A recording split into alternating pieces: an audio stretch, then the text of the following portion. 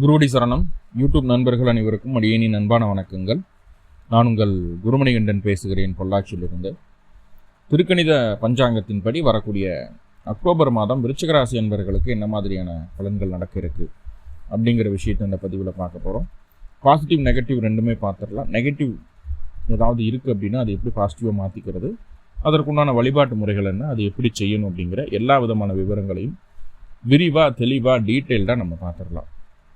முதல்ல இந்த மாத துவக்கத்தில் என்ன கிரக நிலைகள் விருச்சிக ராசிக்கு இருக்குது, மேலும் இந்த மாதத்தில் என்னென்ன கிரகங்கள் பயிற்சி ஆகுது, இதன் அடிப்படையில் இந்த பதிவானது பதிவு செய்யப்படுது.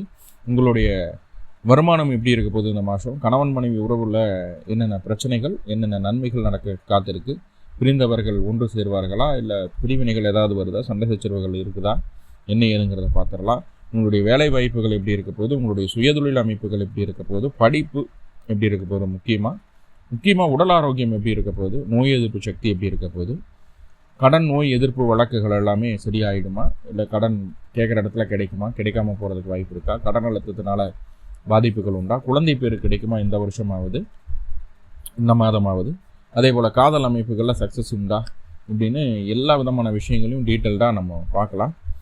இதெல்லாம் எப்படி சொல்கிறோம் அப்படின்னா, அந்த மாதத்தில் நடக்கக்கூடிய கிரக பயிற்சிகளை வச்சுட்டு தான் சொல்கிறோம். அப்படி என்ன கிரக பயிற்சிகள் நடந்துருது அப்படின்னா, அக்டோபர் 2ஆம் தேதி புதன் பகவான் உங்களுடைய ராசிக்கு 11ஆம் இடத்துலேருந்து 12ஆம் இடத்துக்கு பயிற்சி.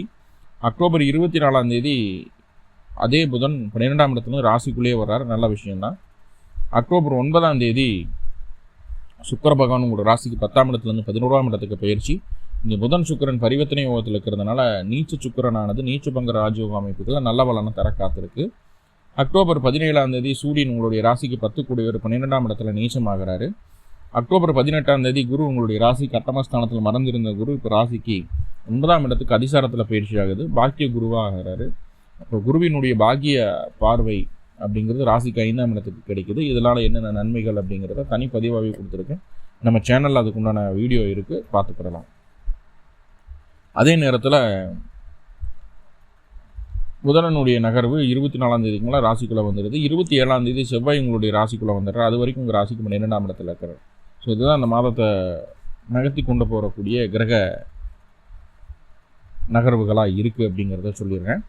ஸோ உங்களுடைய கணவன் மனைவி உறவு இந்த மாதம் எப்படி இருக்குது, கணவன் மனைவி உறவுனா 7ஆம் பாவம் அப்படிங்கிற விஷயத்தை பார்க்கணும். 7ஆம் பாவத்துக்கு ஏதாவது சுபகிரகங்களுடைய பார்வை இருக்கா அப்படின்னு கேட்டால், விருச்சிக ராசிக்கு 7ஆம் பாவத்துக்கு சுபகிரகங்களுடைய பார்வை ஏதும் இல்லை. மாறாக வக்ரச்சனியினுடைய பார்வை தான் இருக்குது. அப்போது உங்களை விட உங்களுடைய வாழ்க்கை துணை அப்படிங்கிறது கொஞ்சம் பிடிவாதமாக இருப்பாங்க. எதுனாலும் நான் சொல்கிறபடி கேளு, நான் சொல்கிறபடி செய்யி அப்படின்ற மாதிரி இருப்பாங்க. அவங்க சொல்கிறத கேட்டு அவங்களோட சொல்கிறத செய்துட்டு போக வேண்டிய ஒரு சூழ்நிலை இருக்குது. நம்மளுடைய சுயத்தில் இல்லை அப்படிங்கிறதையும் சொல்லுது. ஏன்னா ராசி அதிபதி 12 இருக்கிறதுனால நம்ம சுயத்தில் இல்லை. அயன சயன போகம் அப்படிங்கிற ஒரு விஷயத்துக்குள்ளே மாட்டிகிட்டு இருக்கோம். நிறைய பயணங்கள் மேற்கொள்ள வேண்டியது இருக்குது, நிறைய அலைச்சல் இருக்குது, நிறைய செலவுகளும் இருக்குது. அதை கண்ட்ரோல் பண்ண முடியாமல் ஒரு ஆக்சிலேஷனான மைண்ட் செட்டில் தான் விருச்சிகம் இப்போ இருக்கக்கூடிய சூழ்நிலைகள் இருந்துகிட்டு இருக்குது. வருமானத்துக்கு மிஞ்சிய செலவுகள் ஏற்பட்டு இருக்குது. செலவுக்கு மீறி வருமானம் சம்பாதிக்கணும்னு நினச்சா அதுக்குண்டான ஒரு சூழ்நிலை அமையாமல் இருக்குது. ஸோ இது எல்லாமே இருக்குது உங்களுக்கு.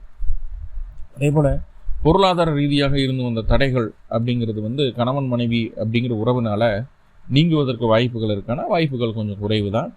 ஆனால் உங்களுடைய குடும்ப உறவுகள் உங்களுடைய வாழ்க்கை துணையுடைய குடும்பத்திற்கு கொஞ்சம் சப்போர்ட் பண்ணுற மாதிரியான ஒரு அமைப்புகளை சொல்லுது. அதனால் இங்கே பிரிவினை பெருசாக வரப்போகிறது கிடையாது. பிரச்சனைன்னு பார்த்துட்டா உங்கள் 2 பேர்த்துக்குள்ளே பர்சனலாக தான் பிரச்சனை வருமே தவிர குடும்பத்துக்குள்ளே பெரிய தொந்தரவுகளை காட்டலை. அது நல்லா புரிஞ்சுக்கணும். சரி, ஓகே. 7ஆம் அதிபதி அப்படின்னு சொல்லக்கூடிய சுக்கிரனையும் நம்ம பார்க்க வேண்டியது இருக்குது. முதல் 9 நாட்கள் கேது கூட நெருக்கமாக இருக்கிறாரு. அப்போது அவர்களுடைய செயல்பாடு எல்லாமே நம்மளுக்கு வேணா விருப்பாக இருக்கும். 2வது அதுக்கப்புறம் அந்த சுக்கிரன் நீச்சம் அடையுது. 11ஆம் இடத்துக்கு பயிற்சியாகி நீச்சம் அடையுது. அங்கே நீச்சபங்க ராஜயோக அமைப்புகள், அந்த சுக்கிரன் புதன் பரிவர்த்தனைன்னு சொல்கிறோம் இல்லையா, இப்போ நீச்சபங்க ராஜயோக அமைப்புகளில் அவங்க பலம் அடைகிறாங்க. அப்படிங்கும்போது உங்களை காட்டிலும் உங்களுடைய வாழ்க்கை துணை கொஞ்சம் பலமாக இருக்கிறாங்களோ, நம்ம தான் தவறாக புரிஞ்சுக்கிட்டோமோ அப்படின்னு சொல்லி நம்மளுடைய கருத்துக்களை நம்மளோட புரிந்து கொள்ளக்கூடிய அந்த திறனை மாற்றிக்குவோம். நம்மளுடைய கருத்துக்களுக்கு எதிர்கருத்து தெரிவிச்சு, ஆமாம் நான் முன்னாடி சொன்னது தவறு தான், நீ இப்படி பண்ணுறதுக்கு உண்டான எபிலிட்டி உங்கள்கிட்ட இருக்குது, சப்போர்ட் பண்ணுறேன் உனக்கு அப்படின்னு சொல்லி நம்ம அவங்களுக்காக அடாப்ட் ஆகி போகக்கூடிய ஒரு சூழ்நிலையும் சொல்லுது. ஸோ அது பெட்டர். பிரிவினை இல்லை, சண்டை சச்சரவுகள், பிடிவாதம் வாழ்க்கை துணைகிட்ட கொஞ்சம் அதிகமாக இருக்கும், அவ்வளோதான். சரி, ஓகே. வேலை எப்படி இருக்க போகுது? 6ஆம் இடத்த அதிபதி செவ்வாய் ஆகிய ஒரு 12ஆம் இடத்துல இருக்கிறாரு. 6ஆம் இடத்த அதிபதியாகி செவ்வாய் ஆகிய ஒரு 12ஆம் இடத்துல இருக்கிறதுனால செவ்வாயினுடைய பார்வை 6ஆம் இடத்துக்கு கிடைக்குது. இப்போ வேலையில் கொஞ்சம் அலைச்சல், டென்ஷன், ப்ரெஷர் எல்லாம் இருக்கும். நிறைய பயணங்கள் மேற்கொள்ள வேண்டியது இருக்கும். ஒரு 2 மணி நேரம் 3 மணி நேரம் சேர்த்து ஒர்க் பண்ண வேண்டியது இருக்கும். ஸோ அந்த டைமை வேறு எதுலேயும் கன்வின்ஸ் பண்ண முடியாது. இந்த மாதம் முழுக்கவே அப்படி தான் இருக்குது. 27ஆம் தேதி வரைக்கும் அப்படி தான் இருக்குது. ஒர்க்லோடு இருக்க தான் செய்யும். ஆனால் அந்த ஒர்க்லோடு எல்லாமே உங்களைய அடுத்த கட்ட நகர்வை நோக்கி கூட்டிகிட்டு போகுது. உங்களுடைய மிகப்பெரிய மாற்றத்திற்கு ஒரு அச்சாணியாக இருக்குது அப்படிங்கிறத சொல்லுது. வேலை சம்பந்தமான விஷயங்கள்ல பின் நாட்களில் பெரிய சேஞ்சஸ் உங்களுக்கு நடக்க காத்திருக்கு. ஒரு நல்ல ப்ரொமோஷன் கிடைக்கலாம், ஒரு நல்ல சம்பள உயர்வு கிடைக்கலாம், ஒரு 10 பேர்த்துக்கு மேலே நீங்கள் லீட் பண்ணுற மாதிரியான ஒரு அமைப்புகளுக்குள்ளே போகலாம். இது எல்லாமே உங்களுக்கு இருக்குது, இல்லைன்னு சொல்லலை.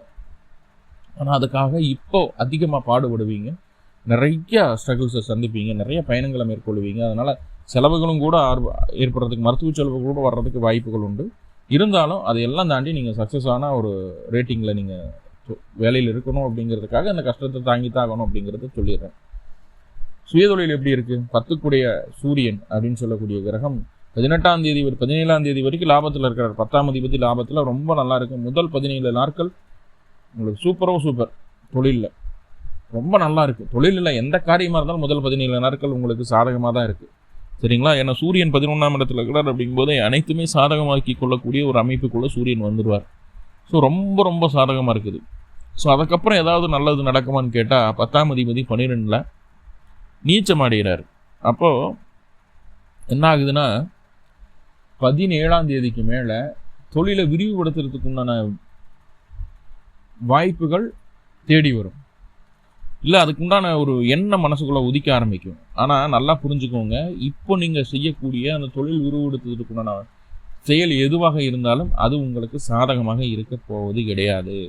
உங்களுக்கு செலவுகளையும் அலைச்சலையும் வீண் நேர விரயத்தையுமே தரும் அப்படிங்கிறத நல்லா புரிஞ்சுக்கோங்க. அப்போது தொழில் சம்பந்தமாக எந்த விதமான மாற்றமும் செய்யாமல் இந்த மாத இறுதியை கடந்து செல்வது அப்படிங்கிறது தான் உங்களுக்கு நல்ல ஒரு சப்போர்ட்டிவான ஒரு சூழலை பின்னாட்களை ஏற்படுத்தி தரும். இப்போ ஏதாவது செய்யலாம், பிடிக்கிறேன், அவன் சொல்கிறான்னு சொல்லி செஞ்சுட்டோம், முடிஞ்சு போச்சு. இருக்கிற காசையும் இழந்துட்டு தொழில் செய்ய முடியாமல் கஷ்டப்பட வேண்டிய ஒரு கட்டாயத்துக்குள்ளே நம்மளை தள்ளப்படுவோம் அப்படிங்கிறத புரிஞ்சுக்கோங்க. ஓகே.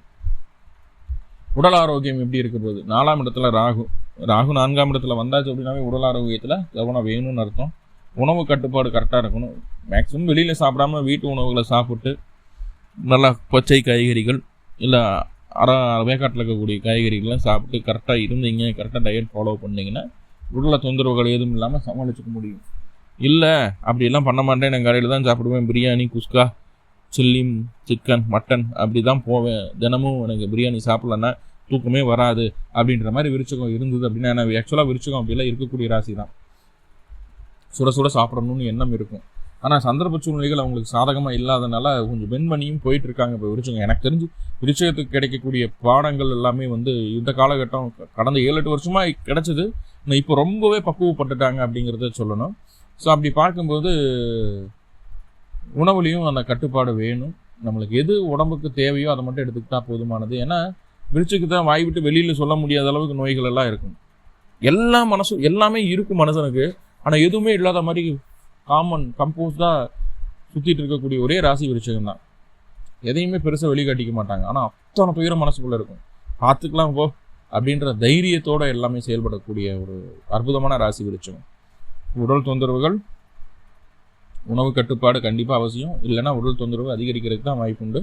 அதையும் ஓப்பனாக சொல்லிடுறேன். கடன் அமைப்புகள், கடனுக்காக நிறைய அலைச்சல் அடைய வேண்டியது இருக்கும். கடன் நிவர்த்திக்கு ஒரு சூழ்நிலை இருக்குது. மேலும் நீங்கள் கடன் வாங்கணும், ஒரு பேங்க் லோன் வாங்கணும், பிஸ்னஸ் லோன் வாங்கணும், பர்சனல் லோன் வாங்கணும் அப்படின்னு இருந்ததுன்னா அதுக்காக ரொம்ப அலைச்சல் சந்திக்க வேண்டியது இருக்கும். 27ஆம் தேதிக்கு மேலே தான் உங்களுக்கு அந்த கடனானது கிடைக்கிறதுக்கு வாய்ப்புகள் உண்டு. நல்லா பார்த்துக்கிடுங்க. அதே நேரத்தில் சுயதொழில், அதுக்காக கடன் வாங்கணும், அதுக்காக கடன் முயற்சிகள் எடுத்துகிட்டு இருக்கோம் அப்படின்னா அது உடனுக்குடனே கிடைக்கும். அது இல்லை. பர்சனல் லோன், எஜுகேஷன் லோன், இந்த மாதிரி ஏதாவது ஜுவல் லோன், ஏதாவது ஒன்று இந்த மாதிரி லேண்டை வச்சுட்டு நான் கடன் வாங்கணும்னு நினைக்கிறேன், இந்த மாதிரி எது இருந்தாலும் சரி அது உங்களுக்கு சாதகமாக அமைகிறதுக்கு வாய்ப்புகளில் 27ஆம் தேதிக்கு மேலே தான் சாதகம் அப்படிங்கிறது சொல்லுது. கடன் நிவர்த்தி பண்ணுறதுக்கு உண்டான சூழ்நிலையை அந்த செவ்வாய் ஏற்படுத்தி தந்துடும். அதில் பிரச்சனை இல்லை. குழந்தை பேர் அப்படின்னா 5ஆம் இடத்துல சனி வக்ரமாக இருக்கிறாரு. தாமதமானாலும் கிடைச்சிரும் அப்படிங்கிற ஒரு வார்த்தையோடு முடிக்காமல் வக்ரமாக இருக்குது அப்படிங்கும்போது மருத்துவ செலவுகள், அதாவது ஹாஸ்பிட்டலைஸ்டு ஆகிறது, பார்த்து ட்ரீட்மெண்ட் பார்த்து என்ன ஏதுங்கிறத முடிவு பண்ணி கரெக்டாக பக்குவமாக கொண்டு போகிறது. ஸோ இந்த விஷயங்களெல்லாம் இருக்கும்போது கண்டிப்பாக குழந்தை பேர் கிடைக்கிறதுக்கு வாய்ப்புகள் உண்டு. நார்மலான முயற்சியில் நடக்கிறதுக்கு வாய்ப்புகள் கொஞ்சம் குறைச்சலாக காட்டுது. காதல் அமைப்புகளில் ரொம்ப காதல் அமைப்புகளில் சிம்பிளாக கவனமாக இருக்க வேண்டிய ராசியில் துளாராசியும் விருச்சிக ராசியும் தான். துளாராசி, விருச்சிக ராசி, மேசராசி காதல் அமைப்புகளில் ரொம்ப கவனமாக இருக்கணும். இந்த 3 ராசிகளுக்குள்ளே உங்களுடைய காதலனோ காதலியோ வந்துட்டால் ரொம்ப கவனமாக இருக்கும். எப்போ வேணாலும் அத்துக்கிட்டு போகலாம் அப்படின்ற மாதிரியான அமைப்புகளை தான் சொல்லுது. ஸோ உங்களுடைய விருப்பங்களை வெளியில் சொல்லாமல் நிதானமாக பொறுமையாக செயல்பட்டால் போதுமானது அப்படிங்கிறது சொல்லுது. நிறைய பாசிட்டிவ் பார்த்துட்டு சின்ன நெகட்டிவ் இருக்குது. நெகட்டிவாக பாசிட்டிவாக மாற்றிக்கிறதுக்கு என்ன வழி அப்படின்னு சொல்லி பார்த்துட்டா சிம்பிள், பக்கத்தில் இருக்கக்கூடிய முருகன் ஆலயங்களுக்கு போங்க. பிறந்த கிழமை அன்றைக்கி, பிறந்த நட்சத்திரத்தன்னைக்கு போங்க. நல்லெண்ணெய் தீபம் போட்டு வழிபாடு செய்துட்டு வாங்க. கண்டிப்பாக இந்த மாதம் உங்களுக்கு ரொம்ப சக்ஸஸ்ஃபுல்லான மாதமாக மாறும். மேலும் உங்களுக்கு நல்லதெல்லாமே நடக்கணும் அப்படின்னா அருகில் இருக்கக்கூடிய முருக வழிபாடு செய்கிறது மட்டும் இல்லாமல் தினமும் வேல்மாறல் கேட்கவோ படிக்கவோ செய்துட்டு வாங்க. அதுக்கப்புறம் நடக்கிற சேஞ்சஸை நீங்கள் கண்டிப்பாக அனுபவிப்பீங்க. நல்ல ஒரு சேஞ்சஸை அனுபவிப்பீங்க. வாழ்த்துக்கள். வாழ்க வளமுடன். திருச்சி.